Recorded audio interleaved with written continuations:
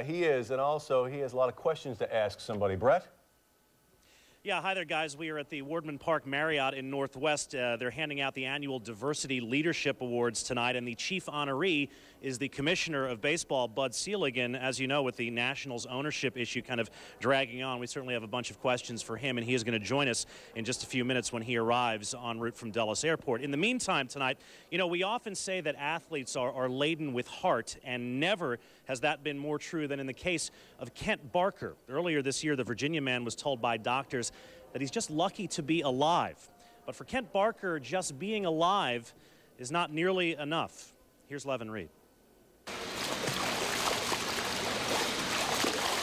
Air Force Lieutenant Colonel Kent Barker is an accomplished triathlete. He participated in this year's Ford Ironman World Championships in Hawaii. Folks, it's perhaps the most grueling physical challenge in the world. A 2.4-mile swim, 112-mile bike ride, and a full marathon. But as Kent trained for the 17-hour race, he'd soon find another obstacle blocking his path to the finish line. I had atrial fibrillation along with atrial flutter, and kind of a pretty extreme. My heart rate went up to above 300 beats per minute. And then all of a sudden it would drop down to 50 beats per minute or lower, and it would do that on and off. Doctors recommended pulmonary vein isolation, a procedure where surgeons scar the inside of the pulmonary veins in order to reduce the irregular heartbeats. The success rate of the heart operation is only about 60 to 85%, and sometimes that's with drugs. And I knew I couldn't do the Ironman if I was still on drugs and everything. And so I kept it to myself for the first 3 days and gave the doctor a call and said, okay, now, am I going to be able to work out after this? You know, and he said, well, if it works. You know, there's always that caveat. If it works, you're going to be okay. And now came the real hard part. Kent was going to have the surgery, and he had to convince his wife that everything was going to be okay for him to do the Ironman. I was not supportive of it because I thought there's no way he can go do that after heart surgery. But he was doing well in his workouts, and his heart was behaving, and so, you know, I was proud of him and supportive. And then after we bought the plane tickets, we're going. Well, the object of any Ironman is to finish, and Kent, after the whole ordeal, was able to do it in style. You see, he calls his daughter his little trainer, and at the end of the race, he was able to cross the finish line holding her hand. I kind of felt like crying, since it was his first time and it was his dream to do that. So all I really wanted was for him to finish and have his dream come true. Her holding my hand going across the finish line is just unbelievable feeling. Besides her being born, you know, probably the best event in my life that ever happened. With Kent Barker, I'm Levin Reed, 9 Sports.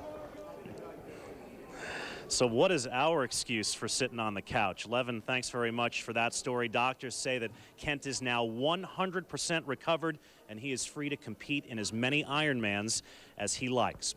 For now, we still await the arrival of Baseball Commissioner Bud Selig. When he gets here, we will bring him to you and grill him about the Nats and other topics. For now, we're live in Northwest. I'm Brett Haber. Guys, back to you. All right, Brett. Thank you very much. That was a great story, wasn't it? Didn't you like that? I loved it. It was really heartwarming. Well, they won one of the biggest lottery jackpots in U.S. history. What they did next might surprise you. We'll have that story when 9 News at 5 continues. Dare to be different.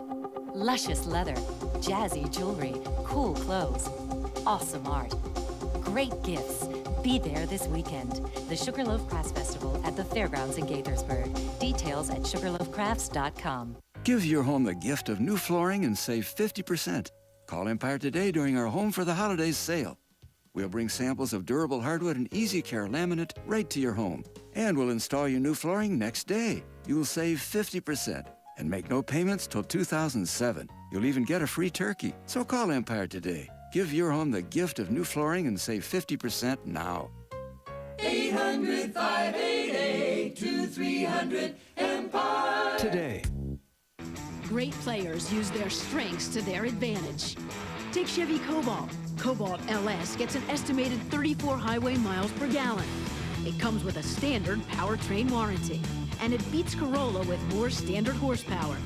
During the Red Tag event, get an 06 Cobalt LS sedan for a Red Tag price of $12,512 after all applicable offers. That's the Chevy Total Value Promise. See your local Chevy dealer or log on to ChevyFirst.com.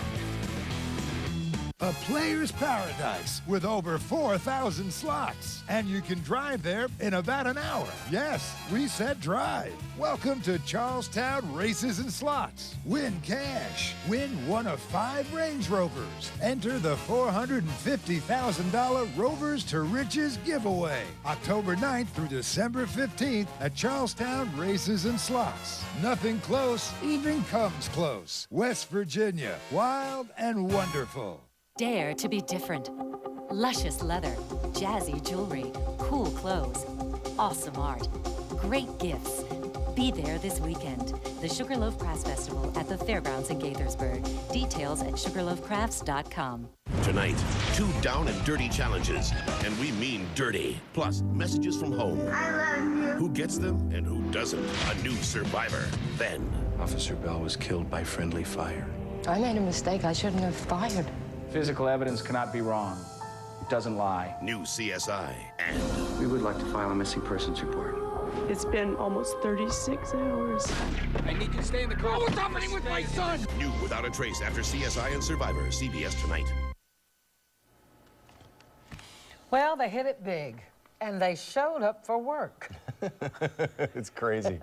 A Kaiser Permanente spokeswoman says the secretary and 6 lab workers reported to work as usual yesterday, even though they hold the single winning ticket for the $350 million Mega Millions jackpot. The workers at the company's Garden Grove, California Medical Center each chipped in $3 for tickets. And now they are the winners of the 3rd richest lottery prize in U.S. history. By the way, they bought lunch for everyone at work. You know, I hope it was better than pizza, because they have a few bucks coming their way. Yeah, but the question is, why did they go to work? Because they love work and the people they work with. And don't tell me you wouldn't show up after you won the lottery. You let me win. I'll show you. Okay. Thanks for joining us for 9 News at 5. I'm J.C. Hayward. I'm Todd McDermott. 9 News at 6 starts right now. Now, live from WUSA 9, this is 9 News at 6. WUSA 9 News, the first and only local news in the nation's capital in high definition. Good evening. Thanks for joining us. I'm Todd McDermott. Tracy has the evening off. The calendar reads November, but Prince George's County has already reached a troubling milestone for 2005. With 154 murders this year, the county tied the previous record set back in 1991. And with 6 weeks left in the year, it's a number many fear will continue to grow. Early this morning, officers found 26-year-old Dominique Walker dead in an Oxon Hill apartment. He'd been shot several times, becoming the county's 154th murder victim. Police say they will reverse this trend. I'm saying next year, 2006, will be a better year than this year. I'm putting myself on the line on that one. Investigators say the vast majority of murders involve guns, drugs, or both. Also, police add there are about 100,000 more people in the county now than there were when the mark of 154 murders was set back in 1991.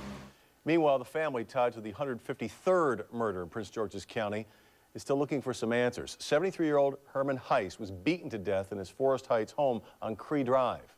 Today, our Gary Reels spoke with neighbors who've seen their usually quiet town transformed.